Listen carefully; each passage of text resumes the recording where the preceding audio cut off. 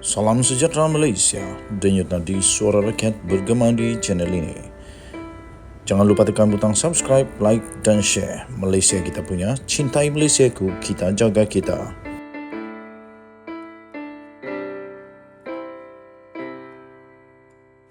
Salam sejahtera Malaysia, denyut nadi suara rakyat bergema di channel ini. Rasa macam Teletubbies pula aku macam ni. Kamu rasa saya macam Teletubbies kah?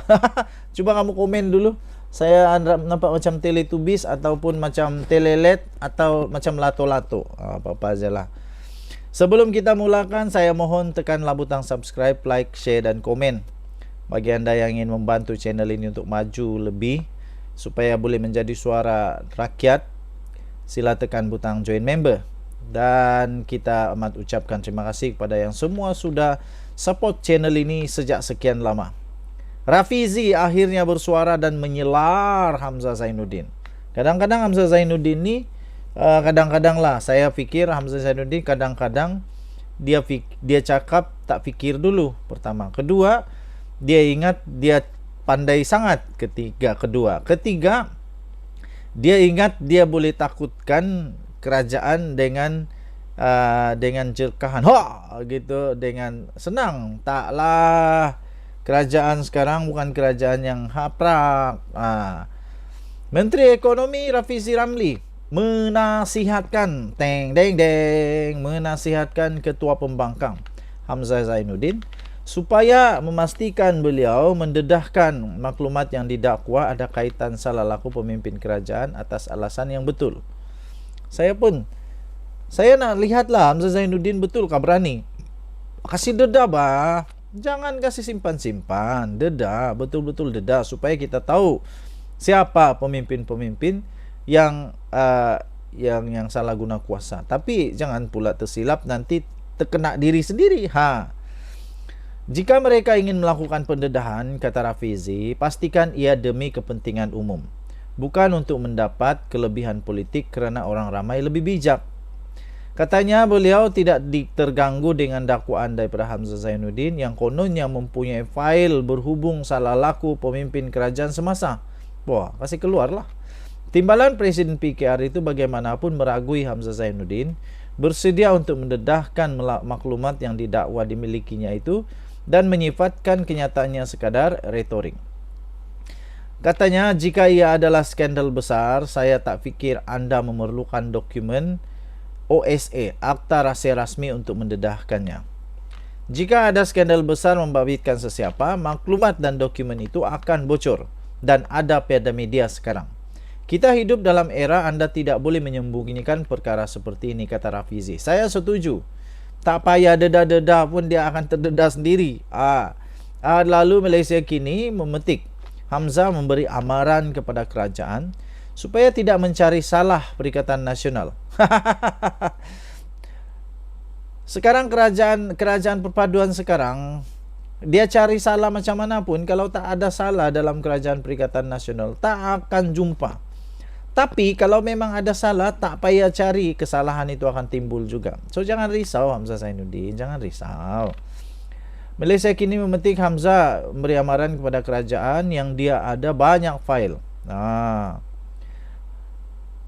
Tuan-tuan dan puan-puan, beliau berkata beliau boleh berbuat demikian kerana mempunyai banyak fail berkenaan mereka juga ketika menjadi Menteri Dalam Negeri. Wow. Beliau berkata terpulang kepadanya sama ada mau menggunakan fail itu terhadap mereka. Peguam dan penyokong kerajaan kemudiannya mengingatkan pemimpin bersatu bahawa ia merupakan kesalahan menyimpan maklumat yang salah laku, pemimpin kerajaan. Mereka mempersoalkan kenapa beliau tidak bertindak ketika menjadi Menteri Dalam Negeri. Denyut nadi suara rakyat bergema di channel ini. Bye-bye. Salam sejahtera Malaysia, denyut nadi suara rakyat bergema di channel ini. Tuan-tuan dan puan-puan yang dihormati sekalian, di sebalik janji selesai masalah air banjir di Kelantan, PAS tiba-tiba meramalkan bahawa UMNO tak akan menang satu kerusi pun PRN nanti. Apa pendapat anda? Tapi sebelum itu, sila tinggalkan komen dan mohon kiranya untuk anda tekan butang subscribe, like dan share untuk kita support channel ini supaya boleh menjadi suara bagi rakyat, boleh sampai ke telinga Datuk Seri Anwar Ibrahim, Perdana Menteri Malaysia. Tuan-tuan dan puan-puan yang dihormati sekalian, PAS mempersoalkan janji parti tertentu untuk menyelesaikan masalah air di Kelantan sekiranya diberi mandat pada pilihan raya negeri akan datang. Ketua Pemuda PAS iaitu Ahmad Fadli Syari sebaliknya meramalkan parti itu tidak akan memenangi sebarang kerusi di Kelantan dan beberapa negeri lain lagi pada PRN nanti. Katanya dalam kenyataan itu ada pihak yang berjanji untuk selesaikan masalah air di Kelantan jika diberi mandat dalam PRN nanti. Lupakah beliau bahawa Menteri Air bukan dari partinya? Perdana Menteri bukan dari partinya. Menteri yang jaga kantung negara juga bukan dari partinya. Bagaimana nak buat keputusan perolehan yang besar jika kesemuanya itu bukan dari partinya? Katanya menerusi kenyataan di Facebook. Pertama sekali, saya nak tanya juga. Ketika Menteri Air pada waktu kerajaan ketika itu daripada PAS, kenapa tidak dilaksanakan pula projek-projek sepatutnya yang boleh membantu kerajaan negeri, rakyat negeri Kelantan? Waktu